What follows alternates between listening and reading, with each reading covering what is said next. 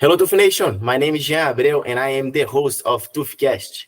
Today's episode is presented by New Freguesia, the greatest planned furniture store in Rio de Janeiro.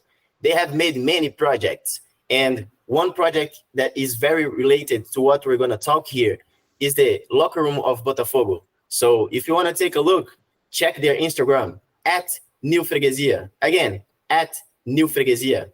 Let's start. Today's episode is with Carol Baiana. She's a forward for Cruzeiro. And to start off, I just want to say thank you, Carol, for your time. It's great to have you here. And to start, present yourself. Hi, I'm happy to be here. It's so good to talk about soccer and so good to practice my English too. Yeah, I went to college in America, and ever since I've been playing professionally. I played in countries like France and Sweden, America, and now I've been playing in Brazil for 3 years now, and I've been playing for Cruzeiro since the start of this year, and it's been a long journey, but very enjoyable. Nice, very nice, Carol. So before you start playing professional, you had experience in college, right? Can you tell us a little bit more about this? Yes, I went to. I didn't know any English when I signed up to go to college in America.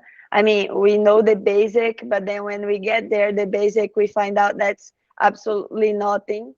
So I went to New York for a community college, so I could get the credits in English, so I could transfer to a D1 afterwards. And then I went to Monroe College. I played there for 3 years. We had a lot of success there. I had a great time. And then after 3 years, after 3 months, I learned English and I was ready to go. But then after 3 years, I went to UCF, University of Central Florida, where I continued my studies. And then I kept playing soccer.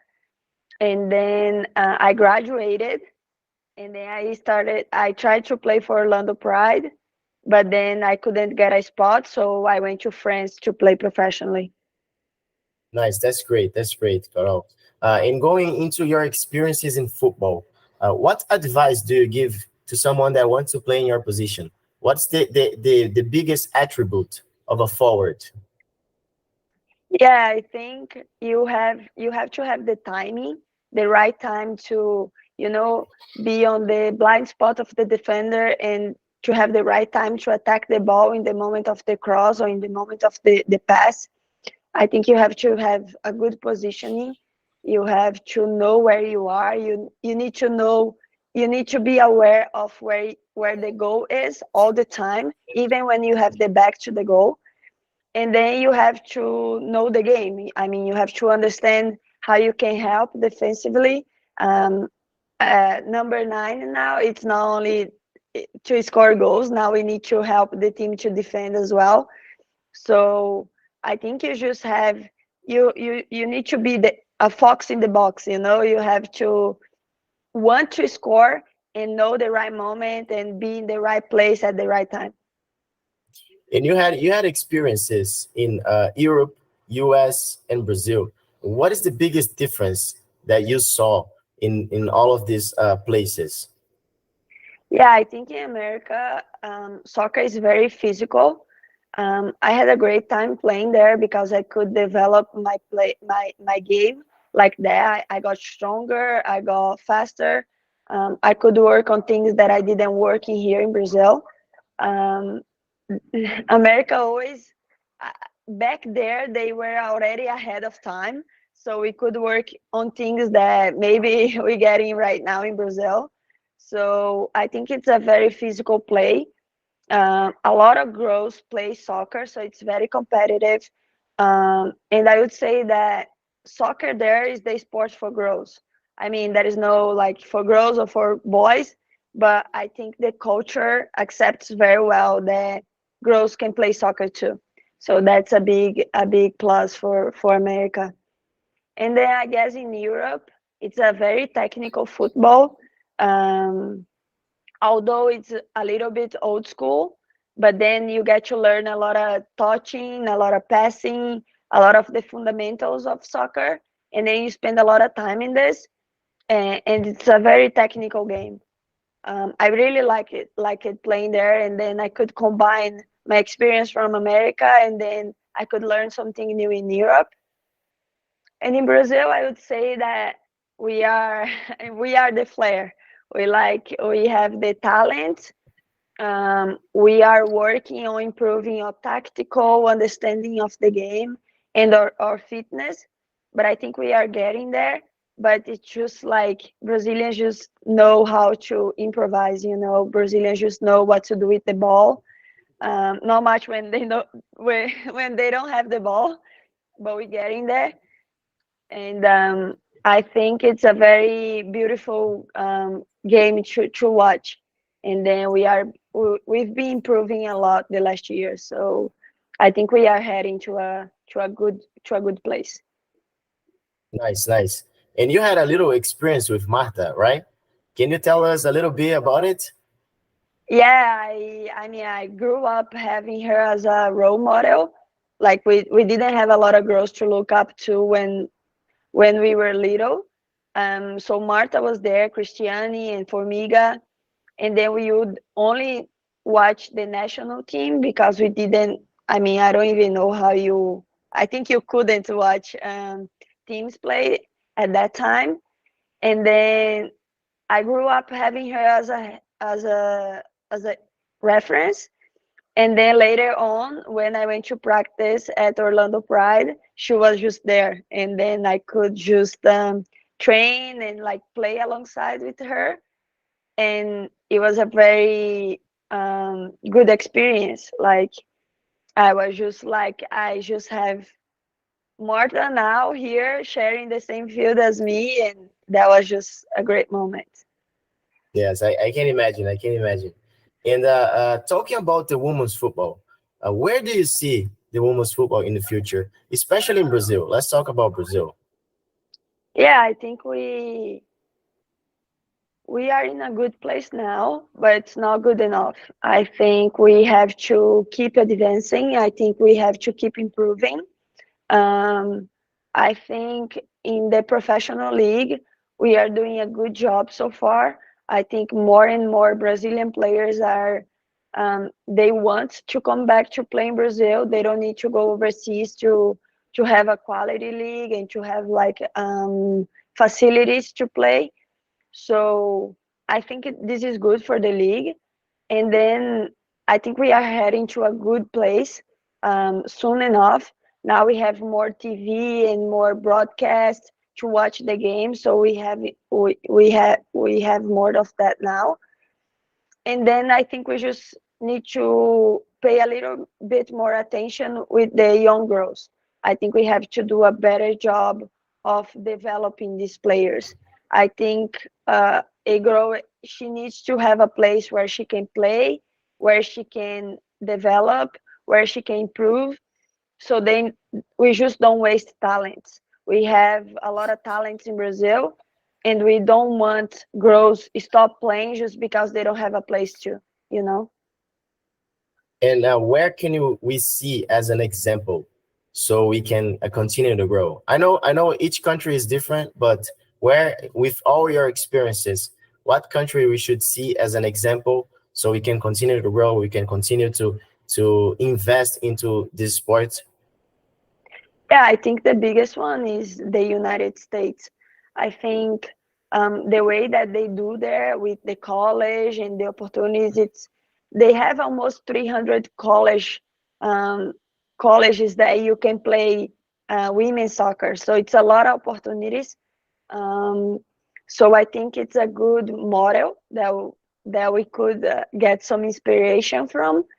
I think other place that I was that I really liked it was Sweden. I think they have a really good place and a really good line of work where they get the girls from a young age, and they already have like teams of girls where they can play. So I think these two places are some good examples. But if nowadays, like more and more, we have more countries that are doing a good job. Like, we have Canada, we have New Zealand, so Australia. So I think the biggest one is America, but we have a more good examples now than we had before. Yes, yes, for sure. And we talk a little bit about you being in the U.S., you being playing with Marta, Cristiane, and you looking them as a role model. Today, you are the captain of Cruzeiro. You are a role model for other girls. And what a difference do you see into being an example to other girls, to other people? You know, people look at you and they want to be like you. What difference do you feel into this world, two different worlds? Yeah, I feel like I grew up. I grew up to be where I am today, what I am today. So it's very grateful. Like, I'm grateful for this.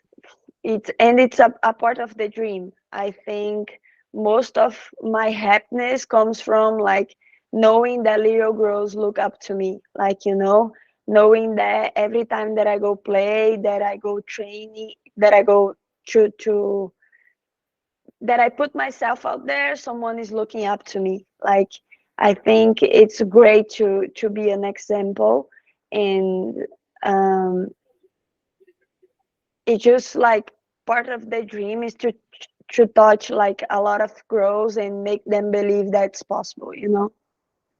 Yes, and going over this, what advice would you give to these girls that are looking at you and they say, listen, I want to be like her. I want to go and play for a professional team, for a big club. What advice would you give to them to believe, to continue? What would you say to inspire them?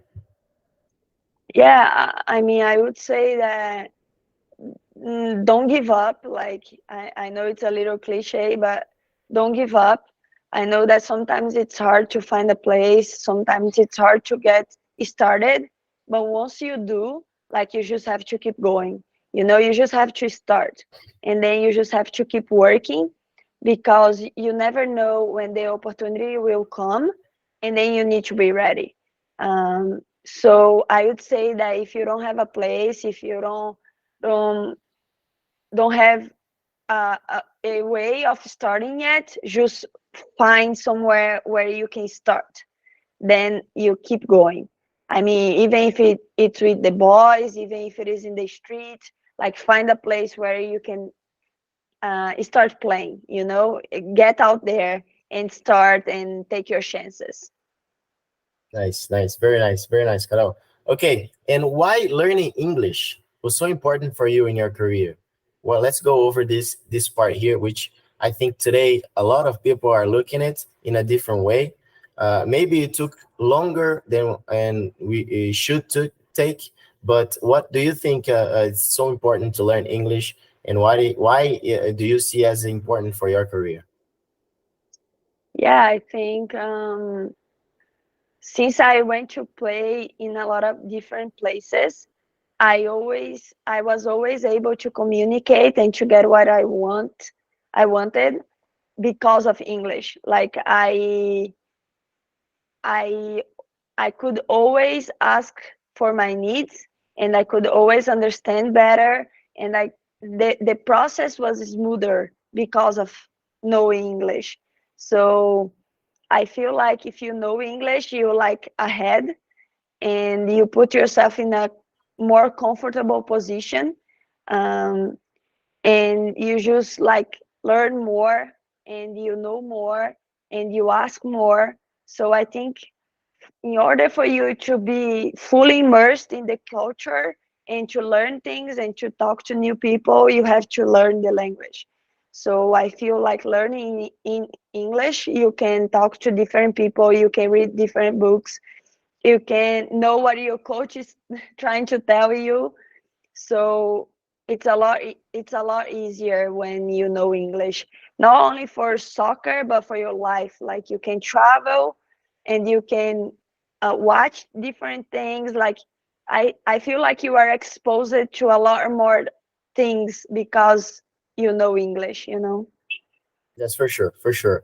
And I want to go over a little bit more about education, but not only English now. You graduated into a Yes. university, and how big of a difference do you see this also? Because this is something that everyone talks about, and we had the experience in the U.S. We know that things they walk together over there, and here we can see a little bit of a difference. People play or people study, but I believe that people can do both here also. What do you think about it, and how do you see yourself different as most of the players that don't graduate or don't study into university or don't even think on doing it? Yes, I think over there it's much easier to do both. I feel it is sad to have to choose one on another, but I think here you can do it too. It's just harder, but I think it's possible. Um, that gives me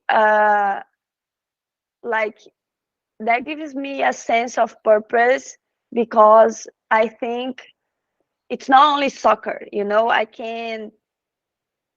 I have a future after. Like, I can look forward to be doing something different. Like, I'm not only Carol who plays soccer. Like, I studied, I graduated. Like, I have so much more than just playing soccer, and I have so much more to offer. And I have I have already a clear pathway for when I want to stop soccer. So I don't need to play soccer because I need to, but I play because I want to. Because after I have my studies, and I can do whatever I want. And I think even for the game, it helps you, because the college challenges you to think of out of the box, to do things differently, to express yourself, to talk, to listen, to learn. So I think it's just a rich process of um, doing a lot of things at the same time. Yeah, I agree. I agree 100%. And this is something that I think players they need to put into their head, is that life is much more than just this experience in football. Of course, it's great to be there. It's great to become a professional footballer, and you can tell much more than me. But what about after, or what about during it? You know, so Yeah. it's a like you said, it's a rich experience that I hope in the future more and more players starts doing it in the same time, during the same time, playing and studying, playing and studying. Very nice, Carol. Okay, so to finish here, let's talk about fun fact. Okay, tell me more Yeah. about this trend that is going on with you, and I think this go the entire world. Everyone is It's seeing it. viral. It's crazy. I keep receiving messages and tags, and everyone is talking about it. So in the beginning, it would be a challenge. Like, I would have to like put the ball on the corner line, but then we couldn't do it. Like, it was so hard to hit the ball at the corner spot. And then it ended up being like a fun joke. But then Cruzeiro like just posted on the media, and then people just like, nowadays everything is fun. Nowadays anybody takes anything seriously. So that was a little bit out of context, but like, it's soccer, it's the world that we live now. So I mean, no worries, it's just fun. And it didn't came out how it was supposed to be, but then what can we do about it, huh? It's Yeah, viral. people want to take advantage of everything. People want to take advantage of Yeah. everything. It's funny. And okay, so before we finish, one more thing. Tell me more about that game that you girls won 28-0. Yeah, I mean, it's good and it's bad. Like, it is good because that's how we respect the opponent. I mean, I'm sorry, but I'm gonna score as many goals as I need to, because at the end of the day, I really need these results as well. So it is good for that. It's good to make history for Cruzeiro, but at the same time, it's bad for women's soccer, because then we know that one team is really putting on their work, really investing, and others aren't doing the same way yet. So it's like a really big gap between teams here. So, but also it's good for the girls because then they can play, they get to be seen, and then they can show their work. So I think in the future we're not gonna have these like big scores anymore for the for the good of women's game, for the good of the women's game. But it's what we have now, and we have to work with it. Yes, yes, I agree with you. So, Carol, thank you very much for your time. It was great talking to you. It's always a pleasure, and I wish you all the best in the future. We're gonna continue following your steps. And once again, thank you very much for your time, and wish all the best. Thank you, thank you. Thanks for. I'm happy to be a part of it, and people learn English.